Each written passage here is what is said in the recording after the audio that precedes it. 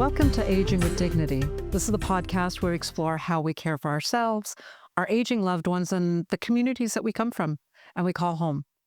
I'm your host, Versha. In each episode, we will shine the light on systems, choices, and human stories that shape how aging unfolds. Because the way we age and the way we support those that came before us matters deeply. Like many of you, I found myself asking big questions about how we care for our aging parents, our elders, and eventually ourselves. In a separate episode, I cover the opportunities and caveats around selecting a public residence, or CHSLD, for those requiring a transition to a solution that is more accessible. Today, we're looking specifically at how to navigate the selection of and transition into private senior residences. Regardless of public or private transitions, for many families in our community, especially immigrant families, this journey is layered. Children often grow up, we pursue opportunities, and settle elsewhere, across Canada, the US, or even further abroad. And I know this firsthand. When we're no longer living in Montreal full-time, it can feel overwhelming to manage the care conversation from a distance, especially when our parents may still be fiercely independent, deeply rooted in their homes, and reluctant to change. I know this personally. When I began the search for my own parents, this journey started with concern for mom and dad's safety, their well-being, even their independence and autonomy. We started the conversation, gently introducing the topic from time to time, only to have it dismissed with variations of, "I'm not ready for that." I didn't know where to start. And so I began to search ad hoc for a suitable alternative residence for my own parents. I was looking for the right place, the right care, the right timing. And like so many families, we didn't get very far. In the end, my parents chose to stay in their home, and I truly respected that. But I realized how quickly overwhelming this process can be, from understanding what options exist to navigating emotional resistance to figuring out who to trust. What our journey showed me is how complex and emotional this transition can be, even more so if you're trying to navigate it from another province, country, or time zone. That's why I'm so grateful for today's guest, Eileen Katz, and the work that she's done to support families through these decisions with care, clarity, and compassion. Eileen has helped hundreds of families navigate this complex, sometimes very emotional space with patience, compassion, and deep local knowledge. She works with several residences across the city and provides a sort of matching service to help families determine what direction they wish to go in next with the next phase of their journey. And the beautiful part is she offers a personalized, no-cost referral service that helps families find the right senior residence for each situation. Let's begin. Eileen, I'm so happy to have you here today. You're one of the founders of Avenir Senior Services right here in Montreal. A few years ago, I started looking for alternate residential options for my parents. It was clear that the house was becoming too much for them. My dad was primary caregiver to my mom. He was really only taking care of the basic maintenance things that needed to be done. He didn't have a lot of bandwidth to take on anything more. Um, At first, it felt like a bit of a maze as I started to go and look at what the options are. So many different kinds of residences, so many promises being made, and what a wide spectrum of costs that they were covering as well. So I found that a bit overwhelming, to be honest, and I only started with what I could see when I'm driving around. Um, Trying to find what would feel right for them, what would help them keep with their cultural focus, keep their dignity in place, recognizing that mom's condition with Alzheimer's would deteriorate over time, trying to allow for that kind of growth for them.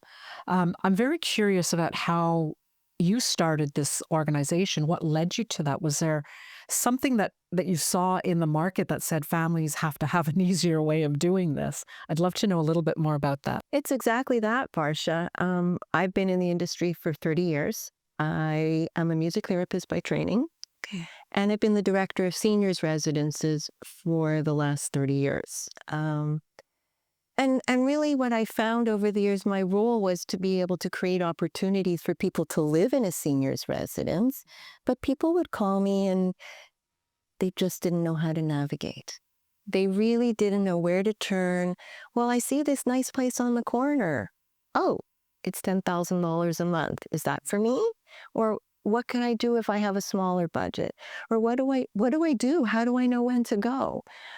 So it became clear to me when I decided to change and move on that this was a service that's really needed. There are a number of agencies in the city that offer placement services, but I feel the need to do something just a little bit more. So, due to my background as a therapist and my focus on wellness and the ability to help people be the best they can be, and my genuine need for that, I really feel happy when people are doing well, and the choices that they make are good. Um, I felt that there was a huge need to start an agency that can offer a little bit more than just, okay, real estate. Right. And so people were coming to you while you were director of these several residences, or this was just anecdotally in your social life that people were? Well, it was part of my role. People would call the residents, and they would say, "Well, can I come here?" And maybe it wasn't suitable. Okay. So, and people would just call, and I would just give them advice. Right. So it seems only natural. And more over the years, people are just lost. Yeah. They can obtain services from the CLSC, but they're often frustrated because it's hard to get in contact. It's hard to get into the loop. They don't know where to turn. And sometimes they just need a little bit more. There's people that live out of town and their parents are aging at home here. They don't know how to use the system.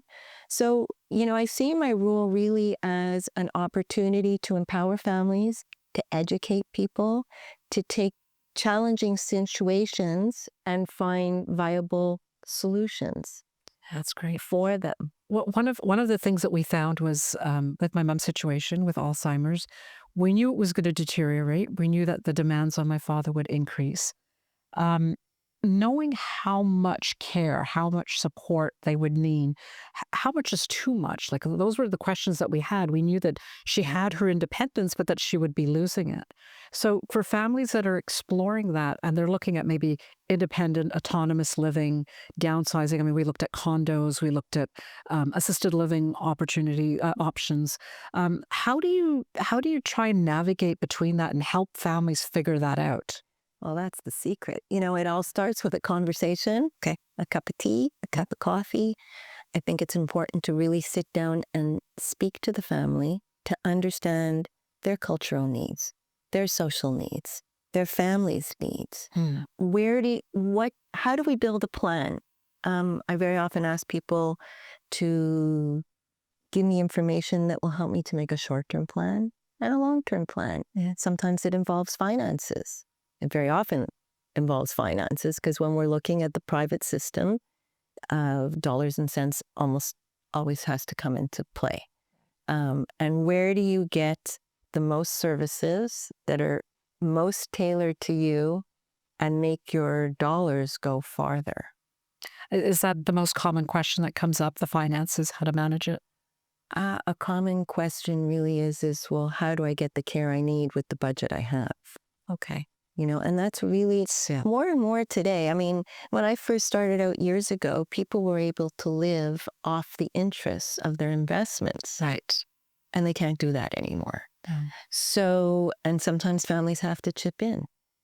And, the support goes, yes, for the individual, but I think, as you see, there needs to be a lot of support for the families.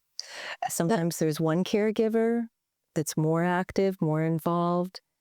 Sometimes there's a cousin in Ottawa only who really didn't know anything about this cousin until now she's changing. Right. So. Yeah, and that's a good point. I mean, how do we work with people? Children grow up here, they get educated, they move on. They could be in another province, they could have gone to the States, they could have gone abroad. Managing that whole conversation alone with their parents to get that started. I was lucky, I was here, and it was still tough. Right? 100%. How do we get that? Like, do you get involved in those conversations? Absolutely. Okay. Absolutely. I think that's a huge part of it. Yeah. You really, when someone calls me, I'm here to help you build a team, build a support network. It's not just about, okay, let's go to that place and sign a lease. Yeah. I'm going to really sit down with you, identify the needs, identify the support services. Because often, I'm sure the family member needs support too. Yeah. Where can you get resources for you? Um, Sometimes it's only one person in the family that kind of carries the load because they're here and everybody else is somewhere else. Exactly. How do you help them? Right. Because often not talking just for a short term. Sometimes people go to the hospital, they have an acute illness, and tragically they get very sick. And you're there day and night and you're bringing soup and you're bringing snacks and they get better and they go home. And everything's okay and goes back to normal. But when you're dealing with chronic illness, it's a journey. It's a long journey. And the caregiver has a job, might have young children, might have family, might have a life, that they need to be supported themselves. So part of the process is to ensuring that the team is in place and that everybody has their job.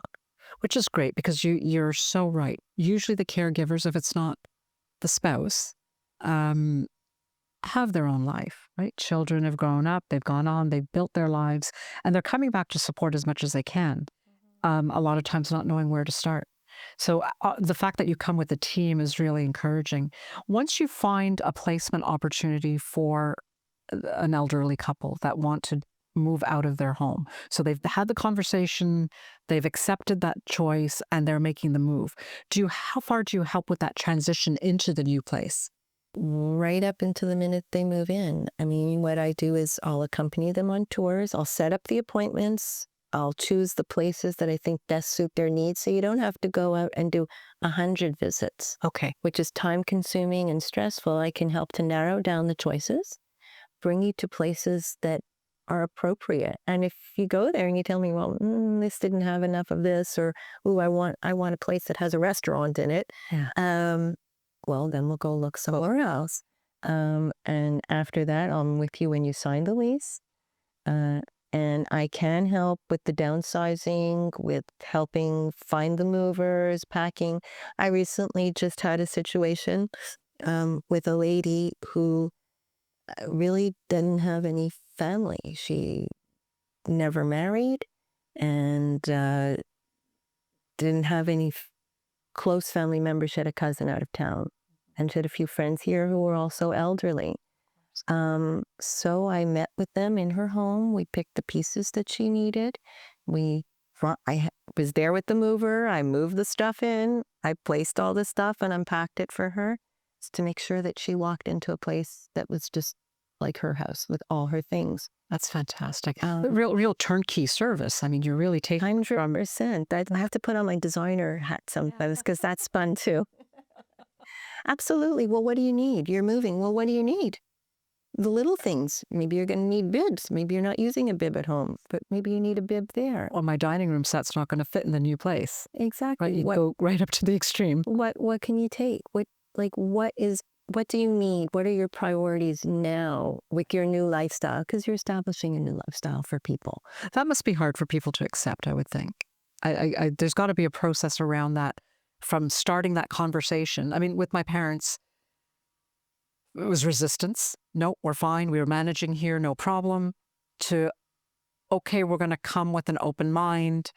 They eventually decided they wanted to stay in their home, and I had to respect that. And then we started retrofitting the home to meet their needs. Exactly. So, I mean, that happens a lot. Some people call and say, I'm ready to go. This is it. I can't do it anymore. I want to be in a place. I want someone to give me food. I don't want to cook any meals, and I want someone to clean my place for me. And I want to have activities. I want to be with people. Yeah. And that's often really a really important point. Many seniors are home and are isolated and have very long winters and deteriorate. And if we say to them, if you go to this place, you can have people to be with. You can open your door and have a card game. You can go downstairs and hear a concert. So all these things are part of an active living lifestyle. Exercises, daily exercises, things that you can do to make you be well and be the best you can be.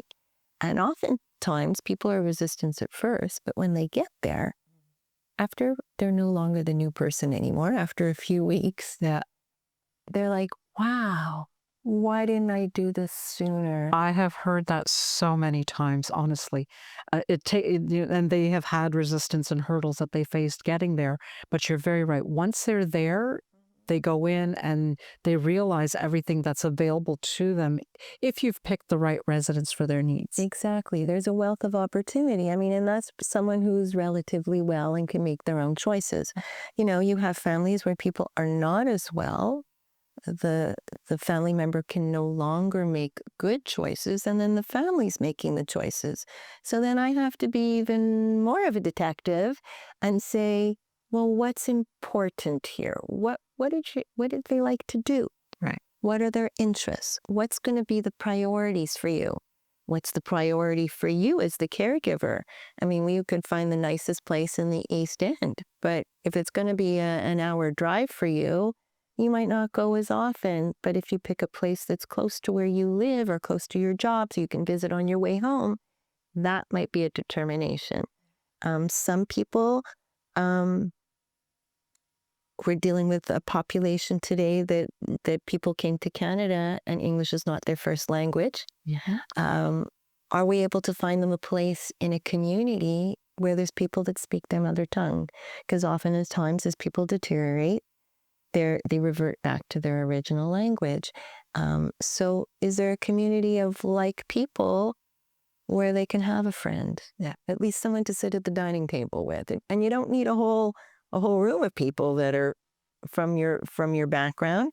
But if you can find someone that at least sitting at your table, now you have a friend, that makes the transition so much easier. It's a great point. Not only finding people at the residence, but if you're in the area of your community, where your church, your synagogue, your temple, you might have a better opportunity to have friends come and pick you up and take you to those environments, as opposed to, like you say, living in the West and suddenly ending up in the East or the South. So, yeah. 100%. I'm a huge believer of you have to make the lifestyle be suitable for the person.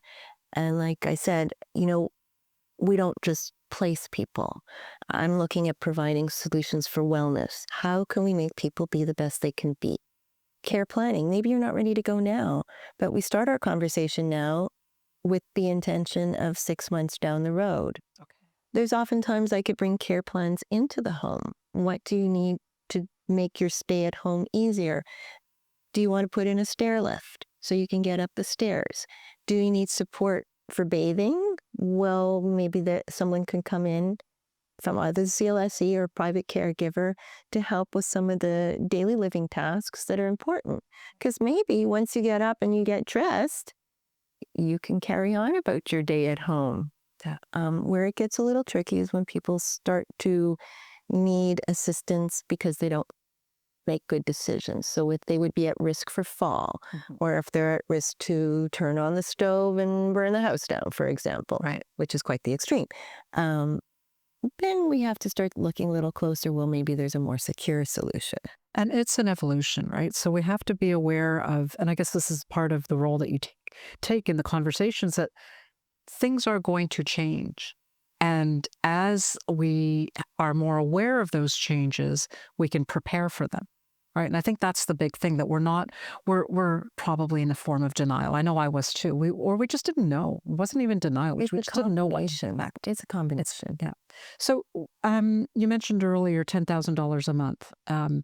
If that's the range, people are typically looking to move at a time in their life when they're on limited income. They've probably got, if they're lucky, they've got equity in their home that they can tap into. But financially, that's a big hit at such a late stage in life to have a regular monthly commitment. How do you have that conversation about the financial commitment they're going to be facing? Well, I think we have to have that open and honest conversation right from the beginning. Okay. Because within the private services, everything costs. Yeah. But, just like in a hotel, you have low-end hotels, medium-end hotels, and high-end hotels. So I do think that there's a budget and a place for everybody. Yeah, that can really, and that's the tricky part. Yeah. Where how to find the right services for what you need. Sometimes we're able to combine some public services like the CLSC's home care program um, could come into a residence and provide some of the services. Right. Again, specific to the residents and specific to the care needs and, of course, the government system. Right. Um, I mentioned something earlier that for my parents, I took them. I showed them a couple of residences. They came allegedly with an open mind. I do believe that they did, but they came back, they talked about it, and they decided no, they wanted to stay in their home. Um, that got me wondering about your business model. So, how many times do you find that you engage with families, start them on this course of trying to have the conversation, trying to understand the options, and then them basically reverting back and saying, I want to stay in my home? It happens all the time, especially with couples. Okay. Okay. Somehow, when it's a single person, sometimes it's a little bit different, but certainly couples, it's their home. Yeah. And there's two. And it's a hard decision to make. And there is nothing wrong with going and doing the visits. I'll take the time, I'll take them, I'll show them. And they come home and they say, you know what, I want to stay home a little bit longer. Not a problem. Yeah. We're going to do that. And sometimes, when you have a couple, they each have different needs. So that's a real challenge because how do you meet both people's needs within the home setting?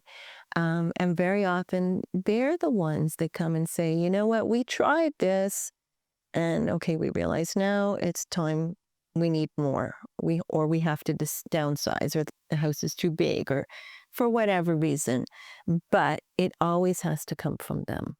I mean, emotionally, that must be such a roller coaster, right? I mean, a couple who's been together 40, 50, 60, 70 years, um, having the different needs, ending up in a residence, potentially on different floors even, right? Depending on if they've got really, one might be physical, one might be more cognitive. Yeah, it happens. And yeah, can you imagine you're married for 60, 70 years and all of a sudden you have to split because of your care needs. But I do feel that from my experience, couples work through this.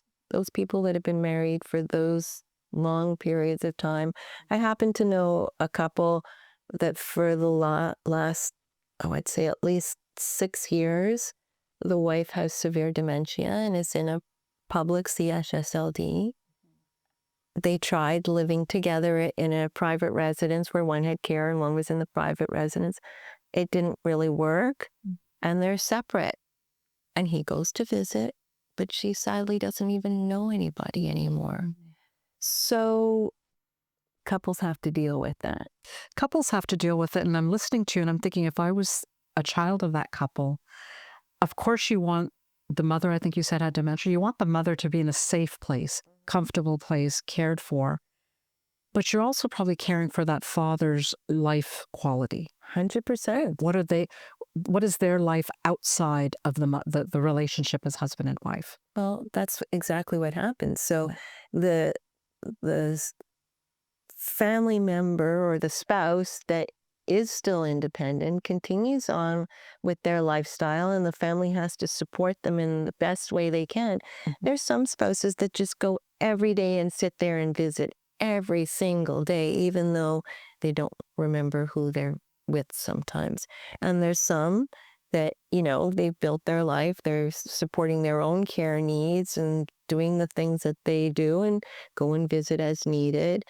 But there's also the children that need support too, and it's very difficult to split your energies. But that's I think a whole other podcast.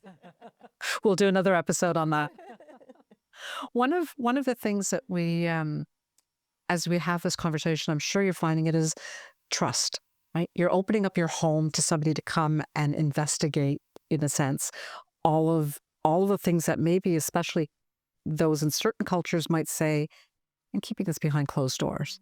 I don't want to talk about it. Community doesn't need to know my mother has dementia, my wife has dementia, or my husband has dementia. They don't need to deal. All the struggles that are going on, it's behind closed doors. So letting you in you come in with a very interesting model too. You're coming in, you're offering a no cost model for the support. Can you talk a little bit about how that works and what people can expect about the trust factor too? Because people will often say it's a no cost model. They will also ask the question of what's the catch?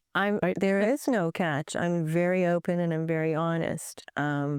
So the way it works is that I'm paid by the residences. Okay. So if you sign a lease at residence X, then I could be paid. Sometimes I could take you around and it doesn't work out. Right. And that's okay. Okay. I'm prepared to invest in that. I will say, though, that I will charge if someone wants, for example, a care plan. If somebody needs additional services like support services, what I can do for families who live out of town, for example. Okay. I will be that person that oversees everything for your family member because you still need to have a person. Just because you're in a residence and they're looking after you, somebody needs to sort of pull the strings together. So I can offer a service like that, but I will bill the family separately for that based on hours and time and whatever we agree to. But really, to be placed, there is no charge. And what I like to do is to meet people, tell them about myself, tell them about what I'm doing. Everything is strictly confidential because people have to tell me all their secrets. Yeah. But I can only help when people are open and honest. And, people are usually a little reserved when we first start talking.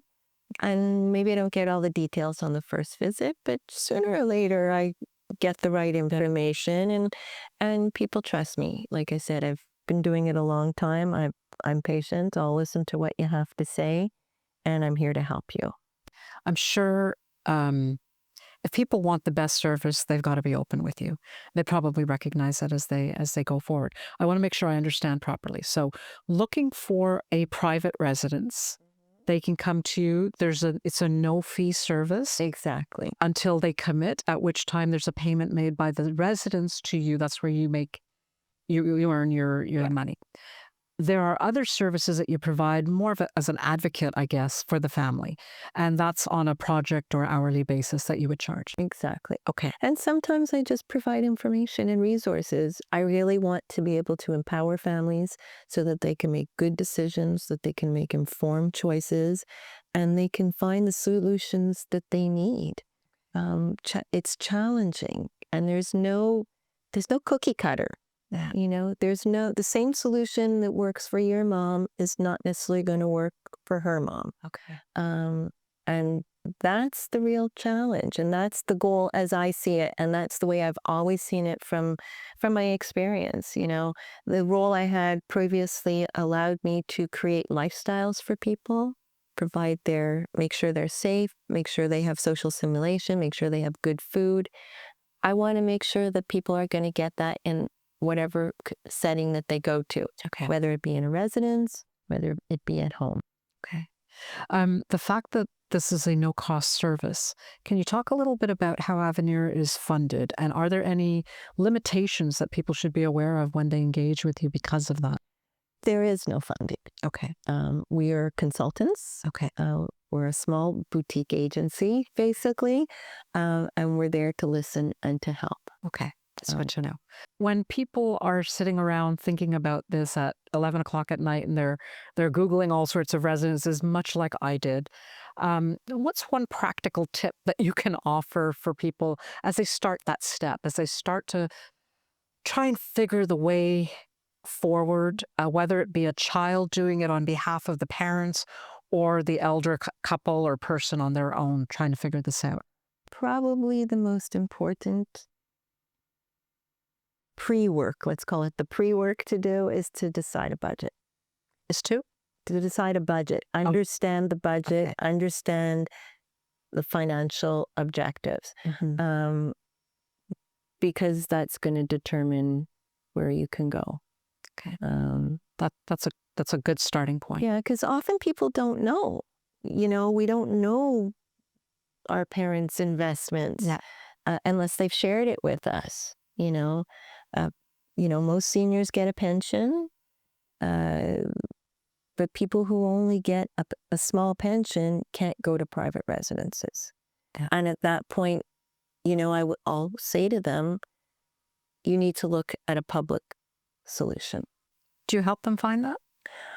I will help them to get to where they can go. I can give them advice, but I cannot do the placements in the public system. That has to come from a CLSC. Correct.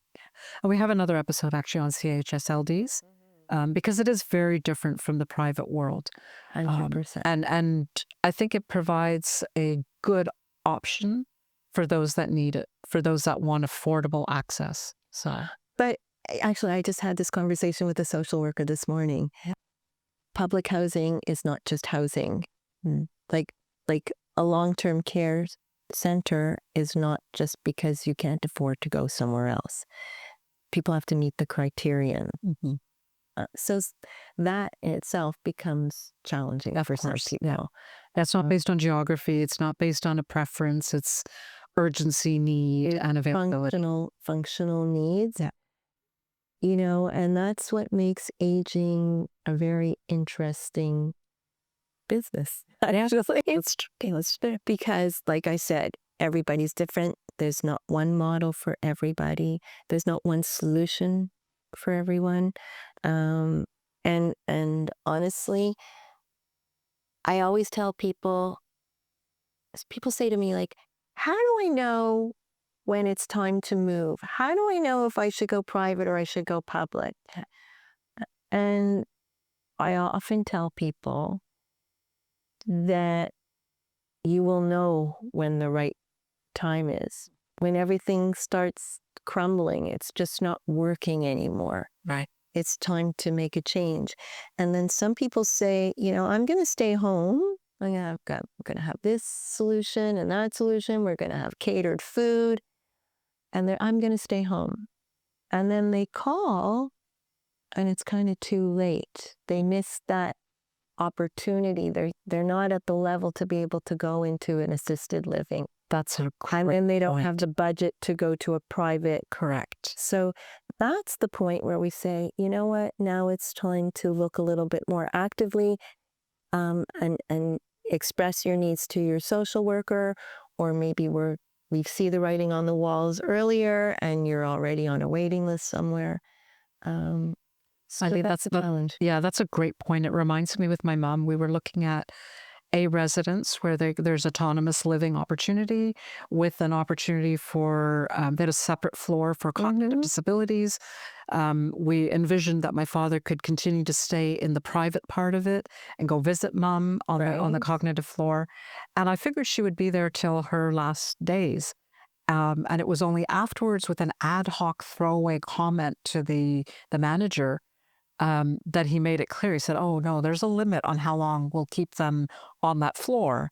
And then they're sent to the hospital or to a hospice or something. And that was an eye-opener too, even for me and for my father, to say, okay, it's not a permanent move. It's a temporary move until it doesn't work. Eileen, I want to thank you very much for coming and joining us today. I think you're offering an amazing service.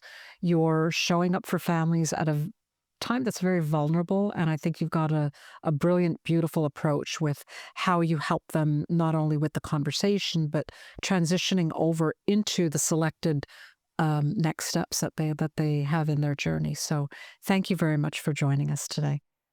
Thank you, Varsha. It's been really a pleasure. Selecting a private residence for parents, either with them or for them, is never easy. Having gone through this myself, I know how heavy these decisions can feel. Transitioning to that private residence isn't just a checklist either. It's a journey. It's filled with emotions, timing, cultural values, sometimes very difficult conversations. And for those living outside of Montreal, trying to support your parents through this transition, the distance can make these decisions even more complex and very emotionally charged at times. What I've come to realize is you don't have to navigate it alone. It makes a difference to have someone who can walk the path with you, guiding even from experience and local knowledge, whether you're just starting the conversation or you're in the middle of making decisions. If you're looking for a place to begin, I encourage you to visit the Aging with Dignity Care Toolkit for this episode. It's a free resource we've created to help you organize key documents, plan conversations, and understand options like the ones we've discussed today. And remember, even if your parents aren't quite ready to make the move, simply having the conversation is a powerful first step. In the next episode, I'll be joined by Helen Bosanakis, a freelance advocate for elder care, helping with various transitions during the end-of-life journey. You won't want to miss this one. If you found today's chat insightful, I invite you to stay connected and share this episode with your loved ones. Don't forget to hit subscribe to this podcast if you're enjoying what you hear. Thank you for listening in and sharing your time with me. And don't forget, please join me each week for new insights into aging with dignity. Until next time, reminding us all to age gracefully and live vibrantly. Everything you've heard today, just real talk. It's just our personal stories, experiences, and honest opinions. This podcast isn't providing legal, medical, financial, or therapeutic advice. And no, listening doesn't make me or my guests your lawyer, doctor, financial advisor, or therapist. The guests and I are here to share stories, spark ideas, and hopefully give you something to think about. When it comes to the big decisions, make sure you do your homework or check in with the experts who know your situation best. We're here to keep the conversation going. You're the one in the driver's seat.